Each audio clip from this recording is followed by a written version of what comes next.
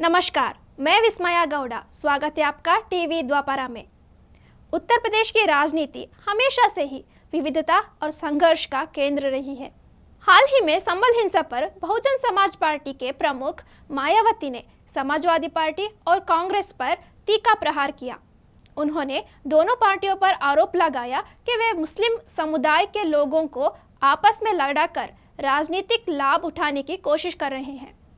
संभल में हुई हिंसा की आड़ में खासकर सपा व कांग्रेस पार्टी यहाँ मुस्लिम वोट को रिझाने में लगी है। बाकी मुद्दों से उनका कोई लेना देना नहीं है। मुस्लिम समाज को भी वहाँ आपस में लड़ा रही है। उनकी यह टिप्पणी न केवल संबल हिंसा को लेकर चर्चा में रही, बल्कि इससे प्रदेश की दलित और मुस्लिम राजनीति के नए आयाम भी सामने आए।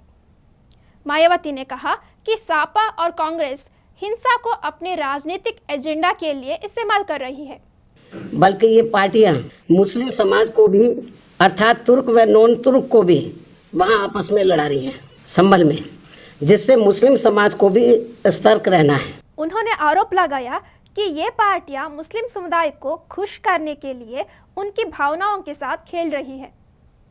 मायावती ने मुस्लिम समुदाय को सतर्क रहने की सलाह दी और कहा कि इन पार्टियों का असली उद्देश्य लोगों को भड़काना और उनके राजनीतिक हित साधना है।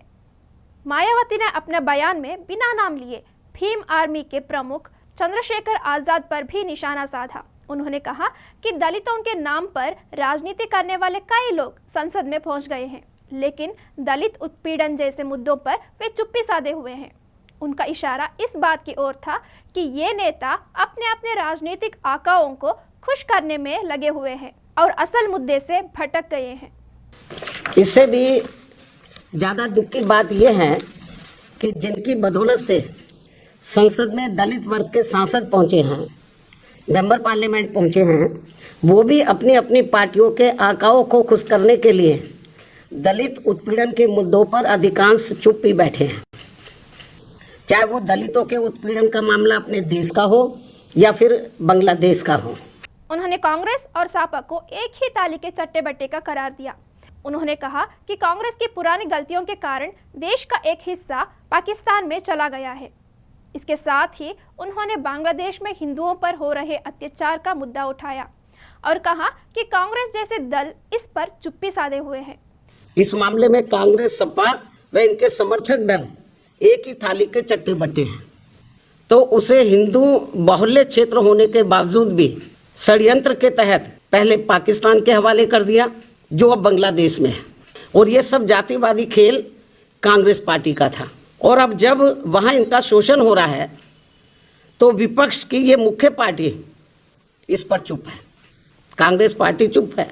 उन्होंने सरकार से मांग की कि बांग्लादेश में हिंसा का शिकार हो रहे हिंदुओं और दलितों को बचाने के लिए ठोस कदम उठाए जाए।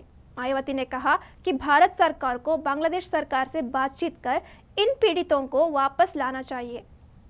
ऐसे में बीजेपी व उनके नेतृत्व में चल रही केंद्र की सरकार अपनी जिम्मेवारी को आगे बढ़ चढ़कर निभाए, तो उन्हें वहां की सरकार से बातचीत करके भारत में वापस लाया जाए। इसके लिए हमारी पार्टी आपकी बहुत बहुत आभारी होगी। मायावती ने अपने बयान में दलित और अम्बेडकरवादी समुदाय के सशक्तिकरण की बात कही। उन्होंने कहा कि राजनीतिक सशक्तिकरण के संघर्ष में इन समुदायों को एकजुट होना होगा। उन्होंने यह भी कहा कि दलितों और पिछड़ों की आवाज़ उठाने के लिए एक मजबूत राजनीतिक मंच की आवश्यकता है। संबल हिंसा का मामला उत्तर प्रदेश की राजनीतिक पार्टियों के लिए संवेदनशील मुद्दा बन चुका है। सपा और कांग्रेस इसे मुस्लिम समुदाय से जुड़ाव दिखाने के अवसर के रूप में देख रही है, जबकि मायावती ने इसे राजनीतिक षड्यंत्र का करार दिया। यह घटना न केवल स्थानीय राजनीति को प्रभावित कर रही है, बल्कि इसके जरिए दलित और मुस्लिम वोट बैंक को साधने की कोशिश भी तेज हो गई है। मायावती ने अपने बयान में मुस्लिम समुदाय को सतर्क रहने की सलाह दी। उन्होंने कहा कि इस तरह की हिंसा के बहाने राजनीतिक दल उनके साथ छल कर रही है। उन्होंने मुस्लिम समुदाय को यह समझाने की बात कही कि कौन उनके भलाई के लिए काम कर रहा है और कौन केवल वोट बैंक के लिए उनके साथ खड़े हैं। मायावती के ये बयान उनकी राजनीति के महत्वपूर्ण हिस्से को उजागर करता है। उन्होंने हमेशा दलित और मुस्लिम गठजोड़ को अपनी राजनीति का केंद्र बनाया। उनका यह हमला इस बात का संकेत है कि वे अपने वोट बैंक को मजबूत करने के लिए हर संभव प्रयास कर रही है। संबल हिंसा पर मायावती के बयान से यह स्पष्ट होता है कि उत्तर प्रदेश की राजनीति में धर्म और जाति के मुद्दे अब भी प्रमुख भूमिका निभाती है। जहां सपा और कांग्रेस मुस्लिम वोट बैंक को साधने में लगी है, वहीं मायावती ने दलित और मुस्लिम दोनों समुदाय को साथ लाने की कोशिश कर रही है। लेकिन ये सवाल बना हुआ है कि यह संघर्ष समुदाय के अधिकारों के लिए है या सिर्फ राजनीतिक लाभ के लिए।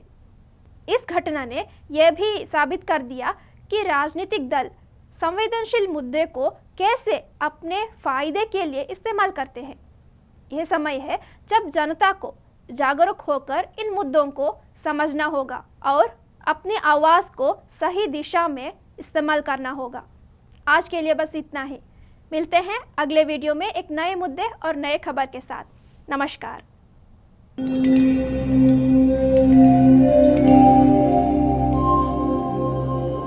टीवी द्वापरा संभवामि युगे युगे। अगर ये प्रोग्राम आपको अच्छी लगी तो लाइक, शेयर और कमेंट करें। टीवी द्वापरा के प्रोग्राम्स को हमेशा देखने के लिए सब्सक्राइब करें, बेल आइकॉन दबाएं।